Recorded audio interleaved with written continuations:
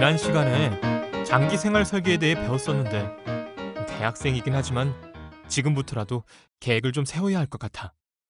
부모님께 계속 손 벌릴 수도 없고 말이야. 어디 보자. 오늘은 재산을 늘리는 방법에 대해 알려주신다고 하셨는데 클릭해봐야지. 이건 뭐야? 재산을 늘리기 위한 방법이라고?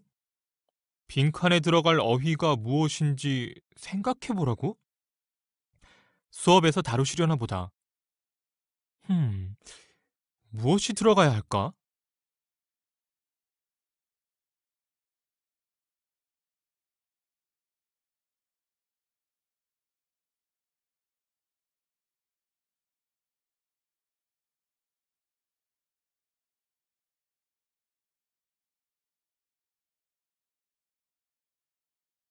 안녕하십니까. 오늘은 재산을 늘리는 구체적인 요령에 대해 다뤄볼까 합니다. 자, 그럼 모두 온 것 같으니 수업을 시작해 볼까요?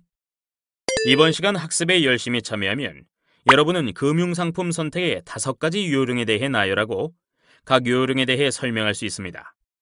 또한 재산을 늘리기 위한 구체적인 실천 계획을 작성해보는 시간을 가질 것입니다. 잠깐, 이것은 여러분이 학습하면서 파악해야 할 키워드니까 수업을 진행하면서 꼭 기억하세요. 금융상품 선택 시 5가지 요령. 내물한 큰 비용을 들이지 않고 어떤 자산을 현금으로 쉽게 바꿀 수 있는 정도이다. 학습을 통해 정답이 무엇일지 맞춰보세요. 메일에 보냈던 내용 기억나시죠? 각 물음표에 무엇이 들어가는지 생각해 보셨습니까? 네, 네, 그럼 첫 번째와 두 번째 물음표에는 무엇이 들어갈까요? 목적과 기간이 들어가지 않을까요? 좋아요. 그럼 세 번째에 들어갈 세 단어는 무엇일까요? 수익성하고 안정성은 알겠는데 마지막 하나는 생각이 나지 않았습니다. 황금성 아닌가요? 네, 맞습니다. 그럼 네 번째 물음표에 들어갈 단어는 세금이겠죠. 마지막 어휘에는 빌리기가 들어가야겠죠? 그래요. 모두 준비를 잘해 오셨군요. 그럼 이에 대해 좀 더 구체적으로 알아보도록 하겠습니다. 금융상품의 선택 기준은 목적에 따라 달라야 합니다. 돈을 모으려고 하는지, 아니면 모은 돈을 불리려고 하는 것인지, 돈을 모은다면 왜 모으려고 하는지에 대해 먼저 생각해 봐야 합니다. 금융상품에는 주택 마련 자금, 노후 생활 자금 등 목적에 따라 특화되어 개발된 장기 저축 상품이 있고, 가계 여유 자금을 단기간 운용하는 데 적합한 상품도 있습니다. 또한 일상생활을 편리하게 할 수 있도록 도와주는 기능을 가진 상품도 있습니다. 목적에 따라 금융상품의 선택이 달라지는데요. 각각 클릭해서 살펴보시기 바랍니다.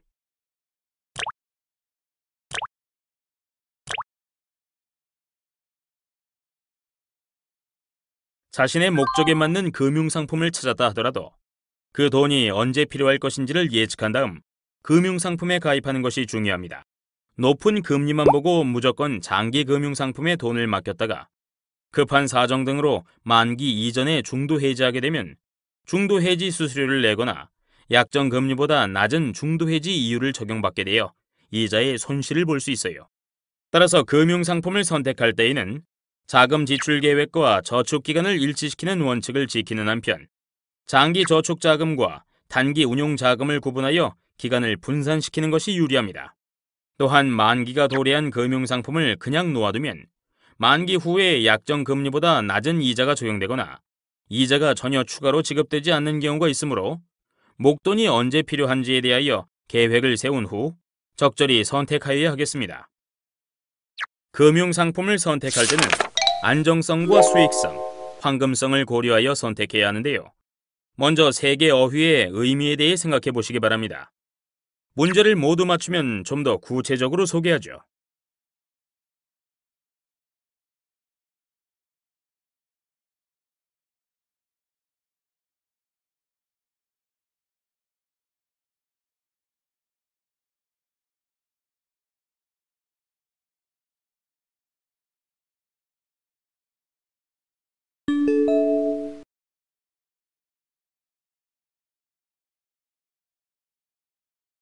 안전성은 어떤 금융상품에 있어서 원금과 이자가 보존될 수 있는 정도를 뜻합니다. 금융상품은 정도의 차이가 있을 뿐 원금과 이자를 보존하는 데 위험이 따릅니다. 금융거래 위험에는 어떤 경우가 있을까요? 거래 금융기관 또는 증권 발행기업의 파산 등으로 인한 채무 불이행이 있을 수 있겠죠. 금융상품의 시장 가격 변동에 따른 손해도 있을 수 있습니다. 모두 맞네. 이런 위험에 대비하기 위해서는 금융기관을 정할 때는 부실화 가능성은 없는지, 또 해당 금융상품이 예금자 보호법에 의한 보호 대상인지 여부를 미리 확인해 보아야 합니다. 주식이나 회사채를 사는 경우에도 최소한 원금을 지켜줄 수 있는 회사인지를 따져본 후 결정해야 합니다. 또한 실적 배당형 금융상품은 확정 금리형 상품과 달리 운용 실적에 따라 투자 원금까지 손해볼 수 있는 위험을 안고 있는 데다 예금자 보호 대상에서도 제외된다는 점에 유의하여야 합니다. 일반적으로 수익성이 높은 금융상품일수록 위험도 크니까 여유 자금을 특정 금융상품에 집중시키지 말고 안전성이 다른 몇몇 상품에 분산하는 것도 한 방법일 것 같아요. 네, 맞습니다. 좋은 답변이에요. 이번에는 수익성에 대해 알아보죠. 수익성은 금융상품의 가격 상승이나 이자 수익을 기대할 수 있는 정도인데요. 주식의 경우 향후 주식 가격의 상승에 대한 기대와 주식 발행 회사가 결산 후 지급하는 배당 수익에 대한 기대가 있습니다. 채권의 경우에는 채권 가격의 상승과 정해진 기일에 매번 이자 수입이 안정적으로 지급되는 것에 대한 기대치를 의미하죠. 금융기관에서 판매하는 여러 가지 금융상품을 비교해보면 비교적 높은 수익을 기대할 수 있는 상품을 찾을 수 있습니다. 그러나 수익이 높은 것은 위험이 높든지 황금성이 떨어지든지 하는 분명한 이유가 있다는 점을 유념하여 잘 살펴보아야 합니다. 한편 각 금융기관이 수익률을 다양한 형태로 제시하고 있는 점에 유의하여야 합니다.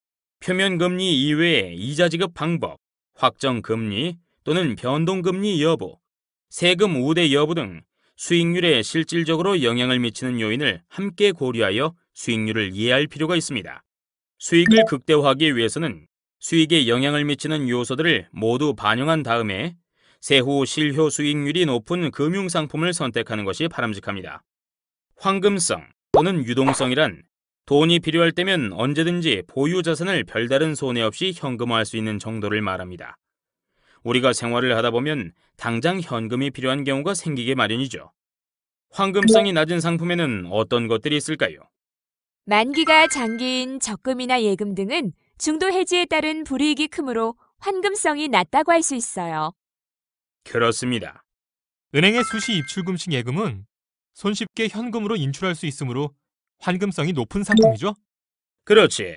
황금성이 높으면 일반적으로 수익성은 낮아지게 되니까 투자를 위한 단기 대기성 자금이나 일상의 생활 자금에 한해 수시로 입출금이 자유로운 상품을 이용하는 것이 바람직하죠. 자, 그럼 다음 빈칸에 들어갈 말이 무엇인지 아시겠어요? 네, 환금성 또는 유동성이 들어가야 합니다. 환금성 또는 유동성이란 큰 비용을 들이지 않고 어떤 자산을 현금으로 쉽게 바꿀 수 있는 정도이죠. 금융상품을 선택할 때 우선적으로 이자에 대해 세금을 부과하지 않거나 줄여주는 상품에 가입할 필요가 있는데요. 왜 그럴까요? 이러한 금융상품은 세후에 실질적으로 받게 되는 실효 수익률이 그렇지 않은 금융상품보다 높기 때문입니다. 현재 이자 소득으로 지출해야 하는 돈이 전체 몇 프로인지 알고 계십니까? 이자 소득세 14%와 주민세 1.4%를 포함하여 15.4%의 세금이 부과되고 있어요. 네. 그러므로 비과세 또는 감세 금융상품은 일반 서민들이 장기적이고 안정적으로 저축할 수 있도록 하기 위해 정부에서 혜택을 주는 것이죠. 따라서 해당 상품이나 금액이 제한되어 있으며 일반적으로 일정 기간 이상 가입한 경우에 한해 절세 효과를 얻을 수 있죠. 연말정산 시 소득공제나 세액공제 혜택이 주어지는 금융상품도 선택 대상으로 우선 고려할 필요가 있습니다. 일반적으로 저축 금액 또는 그것의 일정 비율 한도 이내에서 세금 절약의 혜택을 주고 있죠. 각각 클릭해 보시겠어요?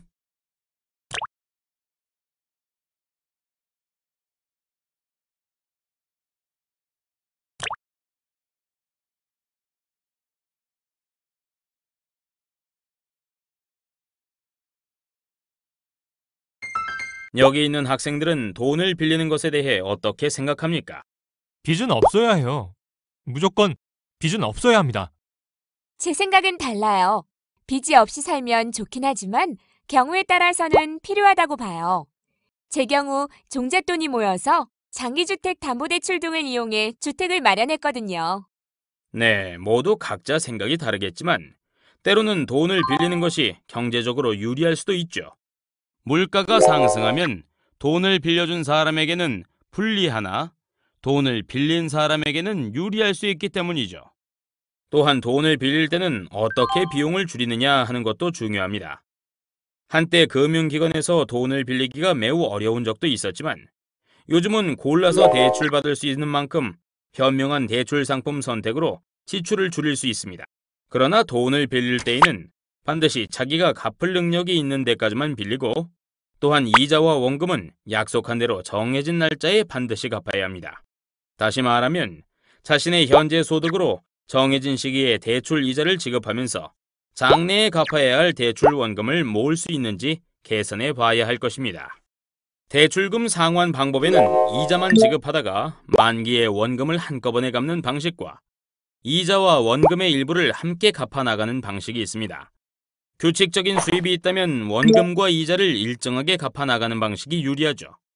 대출 만기도 무작정 만기가 긴 상품을 선택하는 것보다 자금 계획에 맞추어 정하는 것이 바람직하죠.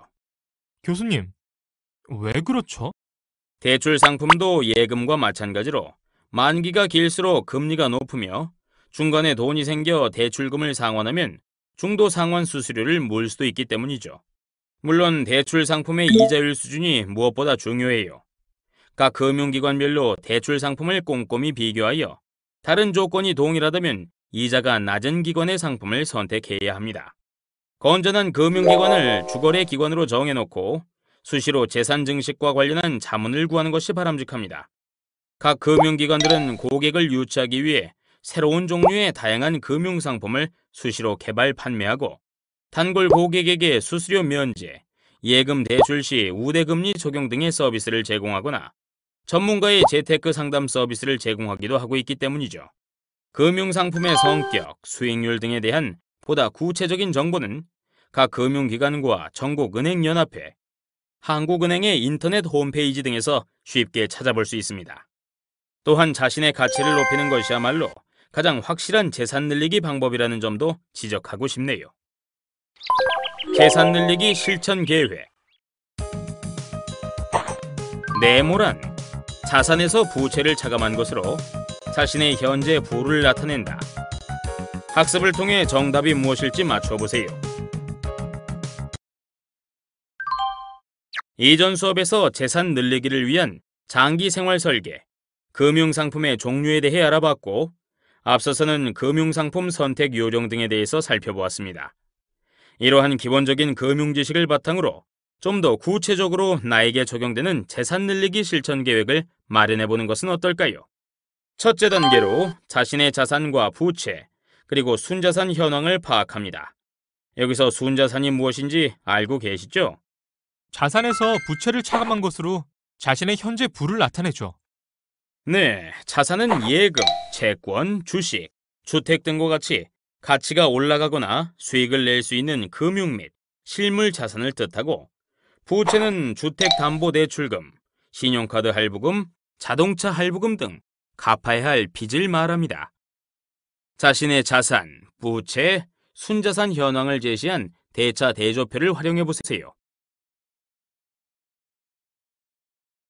자, 그럼 다음 빈칸에 들어갈 말이 무엇인지 아시겠어요?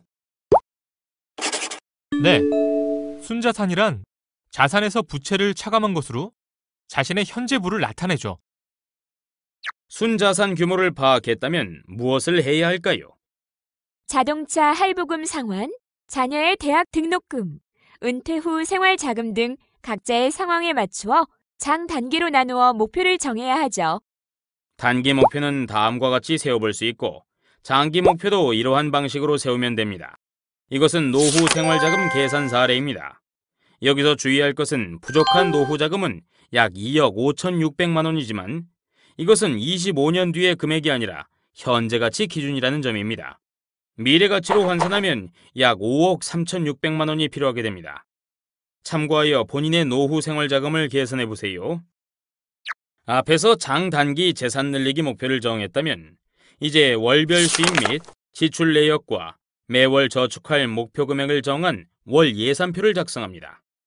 만약 월 100만 원 저축을 목표로 한다면 현재의 월별 수지로는 월 목표 금액을 저축할 수 없기에 지출을 줄이거나 수입을 늘려야겠네요. 또한 다음처럼 예금, 투자 금액, 수익률 등을 언제든지 손쉽게 살펴볼 수 있도록 자신이 가지고 있는 금융상품의 내역을 체계적으로 정리해 두어야 합니다. 금융상품은 안전성, 수익성, 황금성 이 세 가지 요소를 고려해 적절히 분산하여 가입하며 금융상품을 선택하기에 앞서 무엇 때문에 이 금융상품을 선택하는지 명확한 목적과 기준을 가지고 접근해야 함을 꼭 잊지 마세요. 그럼 오늘 학습한 내용을 확인해 보시겠어요? 문제를 잘 읽고 알맞은 답을 선택해 보세요.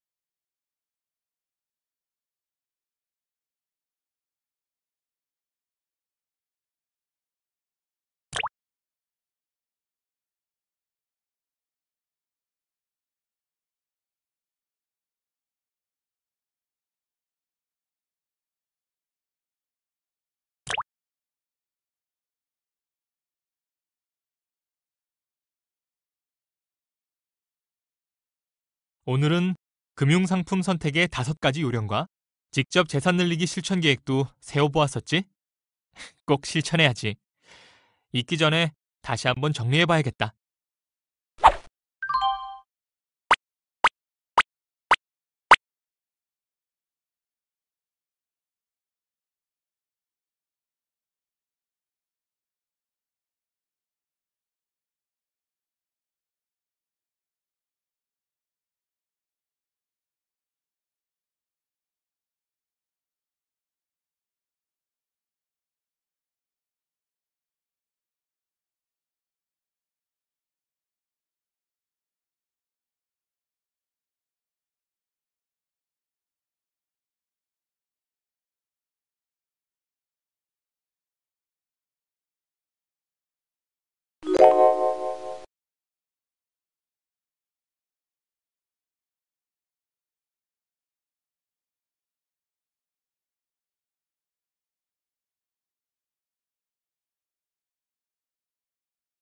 오늘 학습의 재산을 늘리는 방법에 대해 확실히 이해하셨죠? 다음 시간에는 국제 경제를 이해해보는 첫 시간으로 국제 수지에 대해 알아볼 예정입니다. 다음 시간에 다시 만나요.